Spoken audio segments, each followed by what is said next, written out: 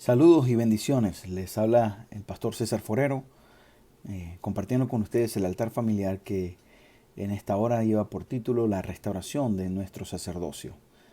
Y quisiera leer lo que dice las Sagradas Escrituras en el libro de Primera de Pedro, capítulo 2, versículos del 9 al 10. Dice así: Mas vosotros sois linaje escogido, real sacerdocio, nación santa, pueblo adquirido por Dios, para que anunciéis las virtudes de aquel que os llamó de las tinieblas a su luz admirable. Vosotros que en otro tiempo no erais pueblo, pero que ahora sois pueblo de Dios, que en otro tiempo no habíais alcanzado misericordia, pero ahora habéis alcanzado misericordia. Bien, cuando hablamos del sacerdocio bíblico tendemos a pensar en Aarón o la tribu de Leví.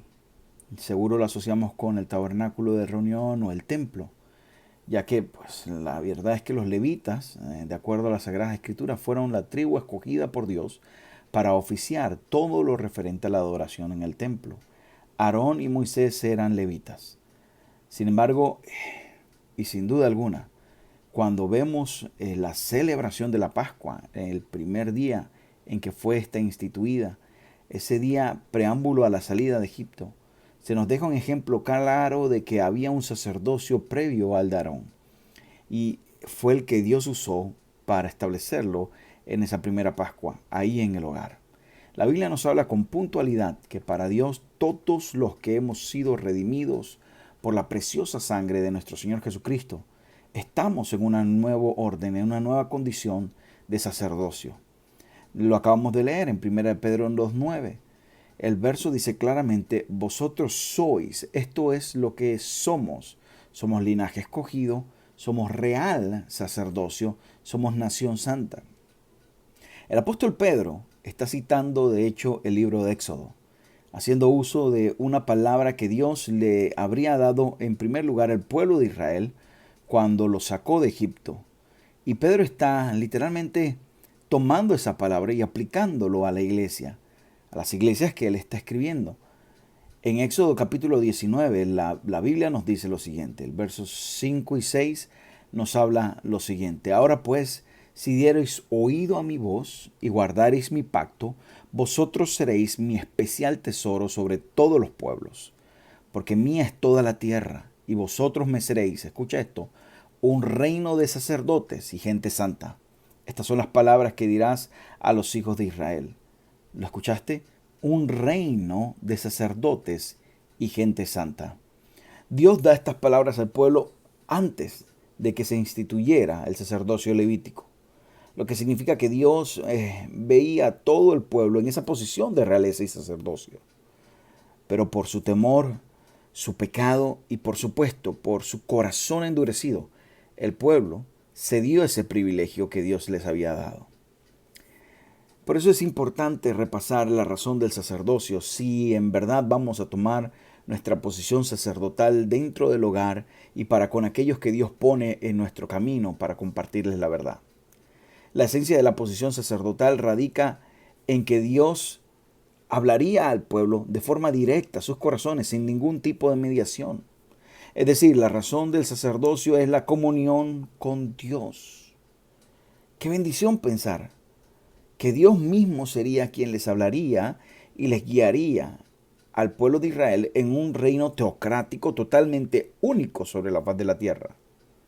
Cuando Moisés les dijo a la nación en aquel momento de la salida: prepárense en pleno desierto y purifíquense y santifíquense porque Dios se manifestará a ustedes, pues todos llenos de emoción dijeron amén, que así sea.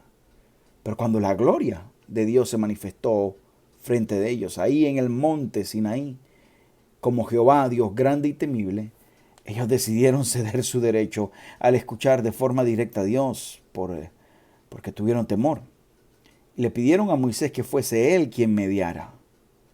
Todo el pueblo, Éxodo 20, 18 y 19 nos lo dice, observaba el estruendo y los relámpagos y el sonido de la bocina y el monte que humeaba, y viéndolo el pueblo temblaron y se pusieron de lejos.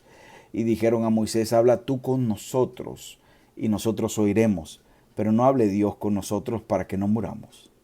El privilegio de ser pueblo de Dios venía con el derecho de escuchar su voz y poder estar en su presencia.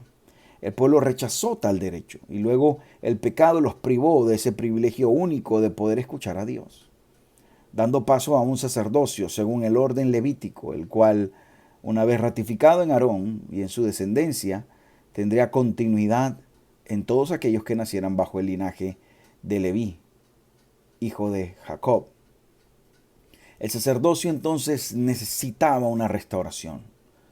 En Jesús es restaurado plenamente. En Jesús se restaura nuestra posición sacerdotal. Al ser hijos de Dios, de forma natural, entonces venimos a ubicar un punto, una posición de sacerdotes, ya que por la sangre somos reconciliados con Dios y somos, como dice el apóstol Pedro, pueblo adquirido de Él. Tu posición sacerdotal la obtuviste cuando abriste tu corazón a Jesucristo, reconociéndolo como Señor y Salvador de tu vida. Es justo en ese momento donde nacemos de nuevo para ser parte de la iglesia, parte del cuerpo de Cristo, que nuestra posición de sacerdotes y de pueblo adquirido por Dios toma lugar. Es en este sentido que el escritor del libro de Hebreos también hace referencia a este mismo evento en Hebreos capítulo 12 del 18 al 29 para hacer la referencia entre el primer pacto y el monte Sinaí, el segundo pacto, que es Cristo, tipificando el monte de Sión para referirse a nuestro encuentro con Cristo.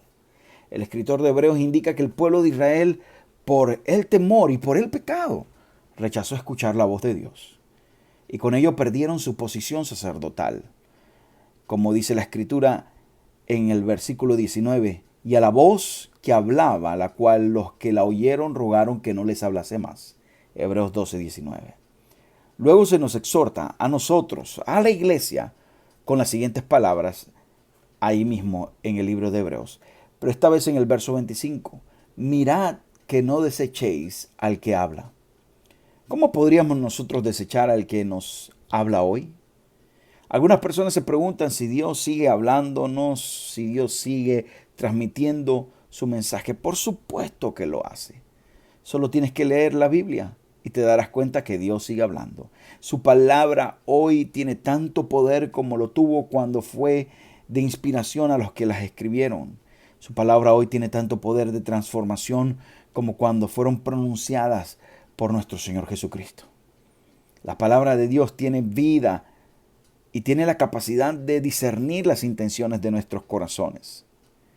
Podemos conocer que Él es todopoderoso en medio de la quietud, de la búsqueda de su presencia. Y cuando con sencillez de corazón le buscamos para encontrarnos con Él de manera íntima y profunda. Nuestro sacerdocio entonces no tiene que ver con ornamentos externos ni con apariencias de gente pues en una religiosidad exterior, y tiene que ver más bien con un corazón entregado, contrito y humillado, dispuesto a escuchar a Dios a través de su palabra y ser guiados por el Espíritu Santo al cumplimiento de su voluntad. Así como el buen pastor habla a las ovejas, el Señor quiere hablarnos hoy y guiarnos por la puerta correcta. Guiarnos a su presencia, a una comunión íntima con Él. Es tiempo de como ovejas seguir al pastor de pastores, tal como lo describe el apóstol diciendo cuando aparezca el príncipe de los pastores, refiriéndose a nuestro Señor Jesucristo. El sacerdocio entonces tiene que ver con escuchar la voz de Dios, pero también con transmitir la verdad de Dios a quienes nos rodean. No estamos para perdonar pecados, solo Dios puede perdonar pecados, pero estamos para guiar a la gente a aquel que perdona los pecados, en especial los de nuestra casa. Conducirlos a Jesús a través de la vida de espiritualidad y la búsqueda de la presencia de Dios. El buen pastor siempre nos guiará a sendas de justicia por amor de su nombre, siempre nos conducirá a pastos delicados. No digamos entonces que Dios no habla, porque Dios habla hoy. Dios habla alto y claro, Él habla a través de su palabra y Él nos muestra el camino por el cual debemos andar, pues ha fijado sus ojos en nosotros. El sacerdocio entonces también tiene que ver no solamente con escuchar la voz y darlo a conocer, sino con seguir al Señor, con vivir para Él, a través de la atención a sus mandamientos, el confiar en sus promesas y el creer en sus verdades. Es en esta ecuación trina de atención, confianza y credulidad a las promesas de Dios, sus mandamientos y sus verdades, que el sacerdote hoy, el hombre, la mujer de Dios, puede encontrar para su vida guianza y también recursos para bendecir y animar a quienes les rodean.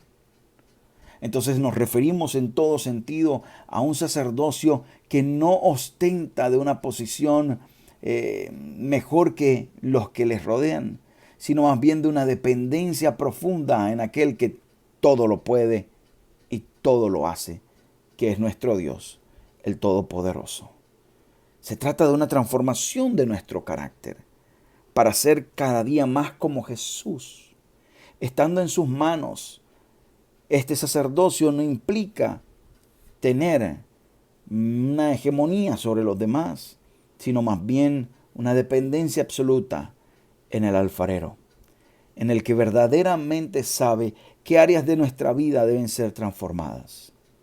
No nos excluye por ningún medio de estar dentro del orden que Él ha puesto.